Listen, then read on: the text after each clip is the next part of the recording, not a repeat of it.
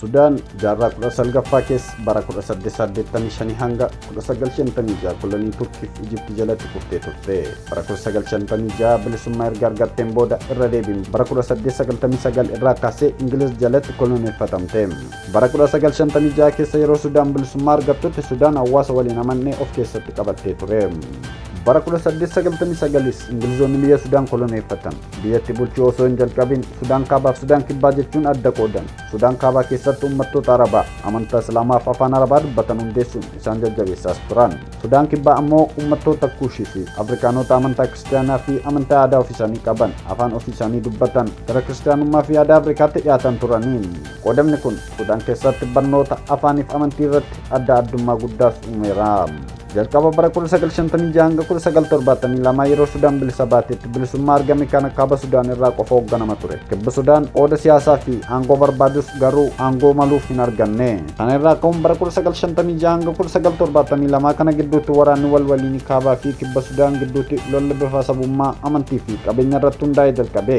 Sababa kanaanis namoonni kumaataman du'an, kumaataman ol ammoo qe'ee fi qabeenya isaanii irraa buqqa'an. Bara 1972 keessa waliigalteen nageenyaa Finfinneetti mallattee Kibba Sudaan of bulchuus danda'e. Nageenyi yeroo gabaabaafis ta'uu dhufe. Qoodamni koloneeffannaa seenaa wal dhabdee hundaaf bu'uura ta'ee darbe. Bara 1983 pirezidaantiin Jaafar Neemer biyyattii guutuu keessatti heera shariyaa labsuun kibba Sudaan irrattis fe'e. Kibba Sudaanitti ammoo uummattoonni baay'een kiristaana yookaan amantii aadaa hordofan heera shariyaa kana mormuun hiriiran. Sababa kanaan bara 1972 waliigalteen Finfinneetti waliif galame. Bara 1983 mootummaan Neemeriin diigame. Wal dhabdeen ammas gidduu isaaniitti dhalate. Kanarraa ka'uun kibbi Sudaan of fachuuf murteesse. Bara 1970ffaa fi 80 keessa baay'inaan boba'aan kibba Sudaan keessatti argama. Mootummaan kaaba Sudaan qabeenya kana to'achuuf sochii godhe. Kibba Sudaan ammoo qabeenyi keenya nuuf turuu jedhe. Bara 1983tti Sudaan People Liberation Army yookaan adda bilisa baasaa uummata Sudaan nama John Garang jedhamuun hoogganamu hundeeffame. Sudaan People Liberation Army yookiin adda bilisa baasaa uummata Sudaan kibba Sudaan gaaffii bilisummaa fi walqixxummaa gaafate. Kanarraa ka'uun mootummaan kaabaa humna waraana kaabaa Sudaan Armed Force fi adda bilisa baasaa uummata Sudaan gidduutti waraana jalqabe. Waraanni hamaan kunis waggoota 22 ol turuu danda'e.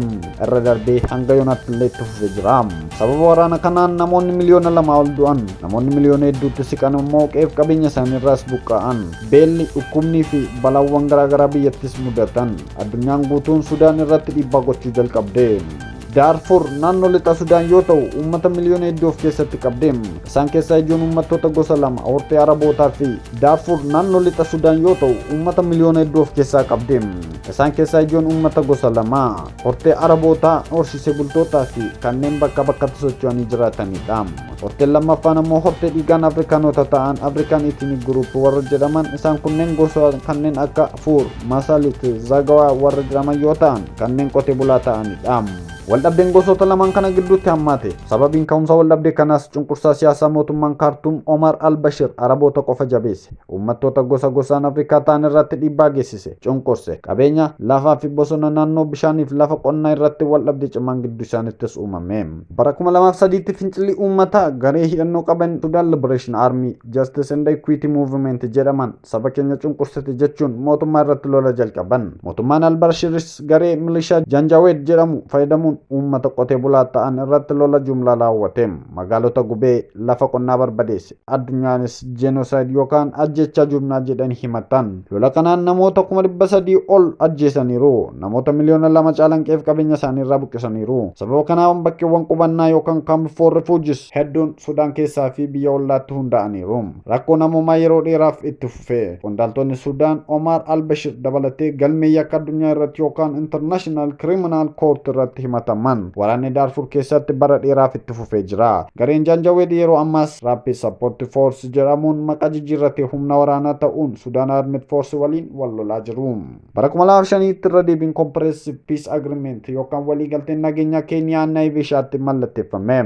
Kibbi Sudaan bulchiinsa ce'umsaa argate. Waraana dhaabsisuu fi hidhannoo dhaabuu irratti waliigalame. Kana irraa ka'uun 2005 booda Kibba Sudaan ofiin of bulchuu jalqabe. Bara 2011ttis biyya ta'uun itti fufe. Rakkoon Darfur bara 2003 jalqabame amma bara 2025 waraana waliinii Sudaanittis jijjiirame. Addaan ba'uu kibba Sudaan 2011 Sudaan kaabaa rakkoolee hedduu keessa galche. Sudaan kaabaa boba'aa dhabuun boba'aan parsantiin 75 kibba Sudaanitti hafe. Sudaan kaabaa diinagdee cimaa dhabe. Beelaa fi hiyyummaa, nyaataa fi gargaarsa dhabuu, gatiiwwan garaagaraa dabaluun uummatas rakkise. Sababa daangaan naannolee akka Abee fi Bluu Naayilii fi kibba Kordofaan irratti lolli itti fufe. Bara 2019 booda waraanni fi hiriirri siviilii gaggeeffame. Mootummaan ce'umsaas hundeeffame. Onkoloolessa 2021 waraanni aangoo guutuu qabate. Qondaaltonni Rapid Support Force humna waraanaa duraan Janjaweed jedhaman irraa dhalatan aangoo keessaa qabatan.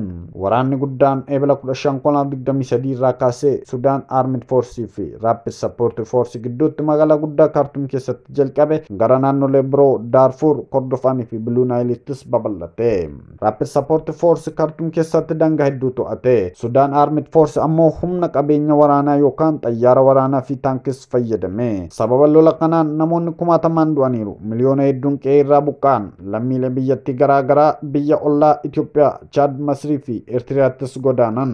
Magaalota barbadeessuu, hospitaala, manneen barnootaa fi dhaabbata gargaarsaa guruun rakkoo cimaa uume. Beelaaf dhukkubaammeesse. Daa'imman 10,000 beela'an. Lollee Sudan Armed Force fi Rapid Support Force ammas itti fufee jira. Magaalota akka Darfur, Nyaalaa fi Kaartum keessatti lolli hamaan guyyaa gara guyyaatti adeemsifamaa jira. Dhuma baatii hagayyaa hanga onkoloolessa 25tti humnoonni Rapid Support Force sochii waraana cimaa magaalaa El Fasher irratti gaggeessan. Magaalaan kun dursa waraana mootummaa Sudaan jala turte. Waraanni Rapid Support Force naannoo kaabaa irra seenee waraana lixa magaalattii irraan dho'iinsa rasaasaa fi haleellaa dhukaasa cimaas gaggeesse. Dho'iinsa kanaanis manni jireenyaa, suuqii fi bu'uuraalee misoomaa irratti miidhaa guddaan gahe. Namoonni hedduun ajjeefaman. Makiinawwan gubamaniiru. Manneen jireenyaa ibiddaan manca'aniiru. Yeroo ammaa uummanni lubbuu ofii oolfachuuf magaalaa irraa gara bosona naannoo gandoota dararaa hin qabnettis baqachuu jalqabeera.